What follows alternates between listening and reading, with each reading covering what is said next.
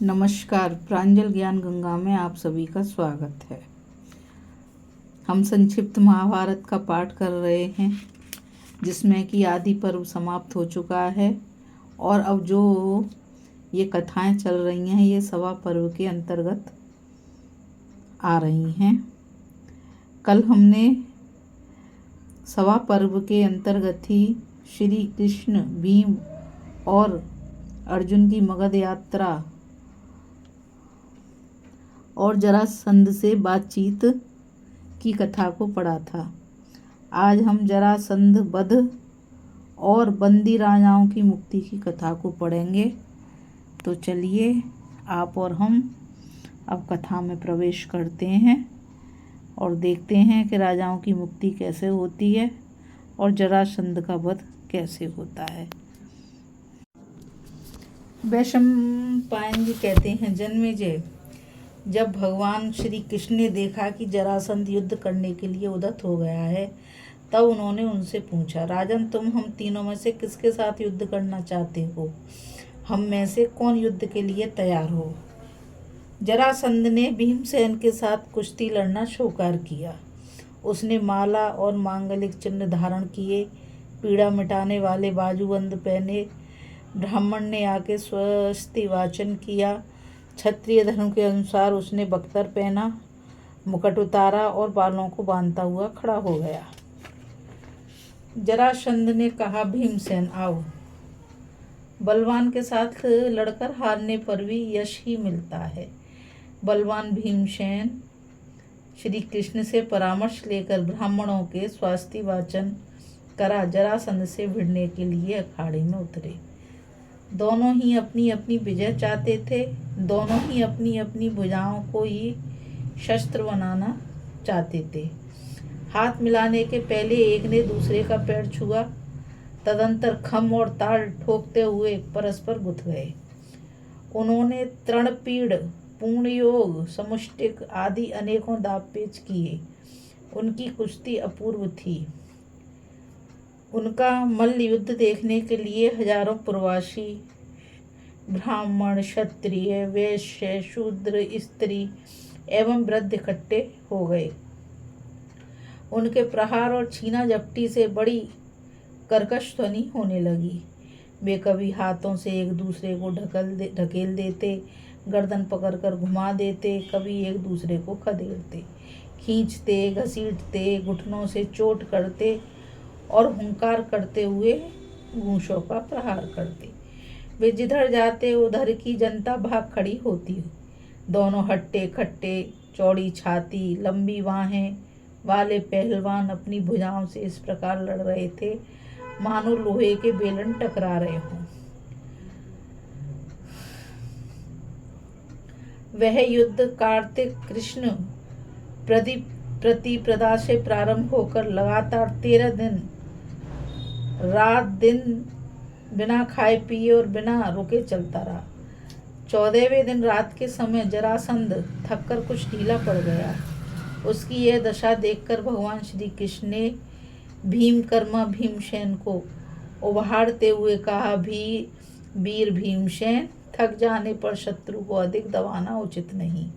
अरे, अधिक जोर लगाने पर तो वह मर ही जाएगा। इसलिए अब तुम जरासंध को ज्यादा न दबाकर केवल बाहु युद्ध करते रहो। श्री कृष्ण की बात सुनते भीमसेन ने जरासंध की स्थिति समझ ली और उसे मार डालने का संकल्प किया। भगवान श्री कृष्ण ने भीमसेन को और भी फुर्ती करने के लिए उत्साहित करते हुए संकेत किया कि भीमसेन, तुमने देवबल और वायुबल दोनों ही विद्वान हैं। तुम जरासंध पर तनिक उन बलों को दिखाओ तो। श्री कृष्ण का इशारा समझकर बलवान भीमसेन ने जरासंध को उठा लिया और बड़े जोर से उसे आकाश में घुमाने लगे। 100 बार घुमाकर उसे उन्होंने जमीन पर पटका और घुटनों की चोट से उसकी पीठ की रीढ़ तोड़कर पीस दिया। साथ ही हुंकार करते उसका एक पैर पकड़ा और दूसरे पैर पर अपना पैर रखकर उसे 2 खंडों में चीर डाला। जरासंध की इस दुर्दशा और भीमसेन की गर्जना से उपस्थित जनता भयभीत हो गई। स्त्रियों के तो गर्भपात तक की नौबत आ गई। सब लोग चकित विस्मित होकर सोचने लगे कि कहीं हिमालय तो नहीं टूट पड़ा, पृथ्वी तो खंड खंड नहीं हो गई। भगवान श्री कृष्ण, अर्जुन और भीमसेन ने शत्रु का नाश कर उसके प्राणहीन शरीर को रनिवास की डोंडी पर डाल दिया और वे रातों रात वहां से निकल गए। श्री कृष्ण ने जरासंध के ध्वजा मंडित दिव्य रथ को जोता, उस पर भीमसेन और अर्जुन को बिठाया और वहां से चलकर कैदी राजाओं को पहाड़ी खो से बाहर किया।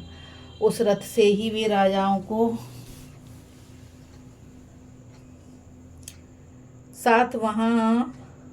के साथ वहां से चल पड़े। उस रथ का नाम था सौंदर्यवानम। 2 महारथी उस पर एक साथ बैठकर युद्ध कर सकते थे। उस पर भीमसेन और अर्जुन बैठ गए। भगवान श्री कृष्ण सारथी बने। बोलो श्री कृष्ण भगवान की जय। उसी रथ पर बैठकर इंद्र ने पहले 99 बार दानवों का संहार किया था। उसके ऊपर एक दिव्य ध्वजा थी जो बिना किसी आधार के ही लहराती रहती। इंद्रधनुष की सी चमकती और 1 योजन दूर से दिख जाती थी। वह रथ इंद्र ने वसु नाम के राजा को, वसु ने वेददत्त ने जरासंध को दिया था। वह दिव्य रथ पाकर बड़ी प्रसन्नता से तीनों भाइयों ने वहां से यात्रा की।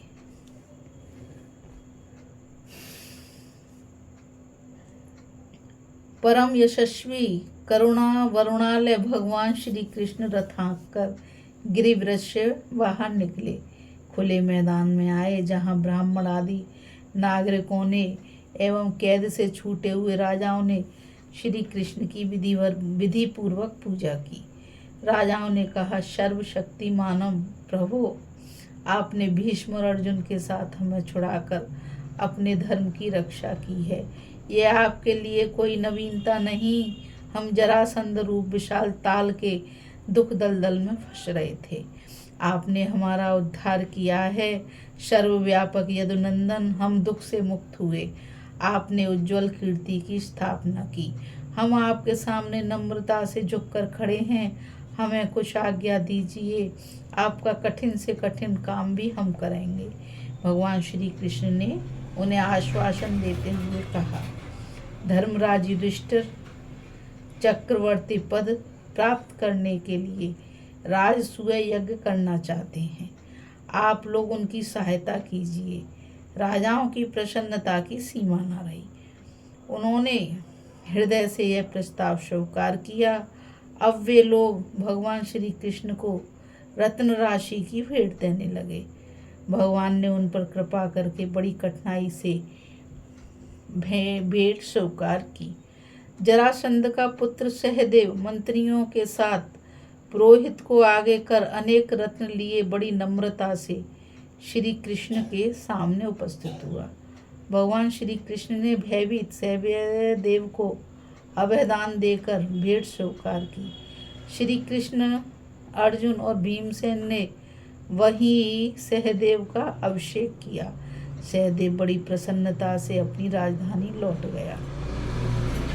पुरुषोत्तम भगवान श्री कृष्ण ने अपने दोनों फुफेरे भाइयों के और उन सब राजाओं के साथ धन रत्न से लदे रथ पर शोभायमान हो इंद्रप्रस्थ की ओर प्रस्थान किया। उन्हें देखकर धर्मराज के आनंद की सीमा न रही। भगवान ने कहा, राजेंद्र, यह बड़े सौभाग्य की बात है कि वीरवर भीमसेन ने जरासंध को मारने और कैदी राजाओं को कैद से छुड़ाने का सुयश प्राप्त किया है। इससे बढ़कर और क्या आनंद होगा कि भीमसेन और अर्जुन कार्य सिद्ध करके सकुशल निर्विघ्न लौट आए हैं। धर्मराज युधिष्ठिर ने बड़ी प्रसन्नता से भगवान श्री कृष्ण का सत्कार किया और अपने भाइयों को प्रेम से गले लगाया। जरासंध की मृत्यु से सभी पांडव और सभी लोग बहुत खुश हुए। उन्होंने सब बंधन मुक्त राजाओं से मिलकर भेंट कर उनका यथोचित आदर सत्कार किया और समय पर उन्हें विदा किया। सब राजा धर्मराज की अनुमति से बड़ी प्रसन्नता के साथ विभिन्न वाहनों के द्वारा अपने अपने देश को चले गए।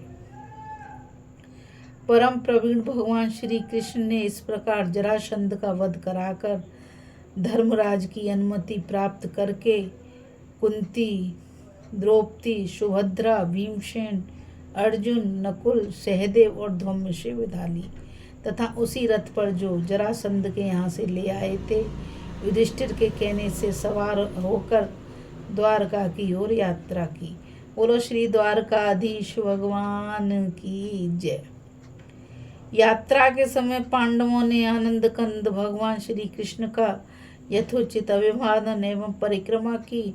जन्मेजय इस ऐतिहासिक विजय एवं राजाओं को छुड़ाकर अभय देने के कारण पांडवों का यश दिन दिगंत में फैल गया। धर्मराज युधिष्ठिर समय के अनुसार धर्म पर दृढ़ रहकर प्रजा पालन करने लगे। धर्म, काम एवं अर्थ तीनों ही पुरुषार्थ उनकी सेवा में संलग्न रहते थे। इस कथा में बस इतना ही।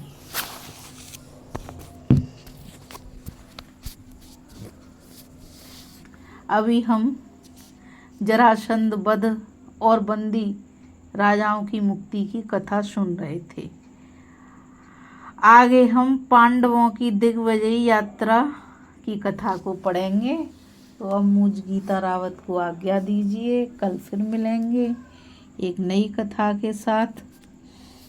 और मैं आप सभी से यही कहना चाहूँगी कि आप इस कथा को ज़्यादा से ज़्यादा शेयर, लाइक और सब्सक्राइब कीजिए ताकि ये ज्ञान अधिक से अधिक लोगों तक पहुँच सके।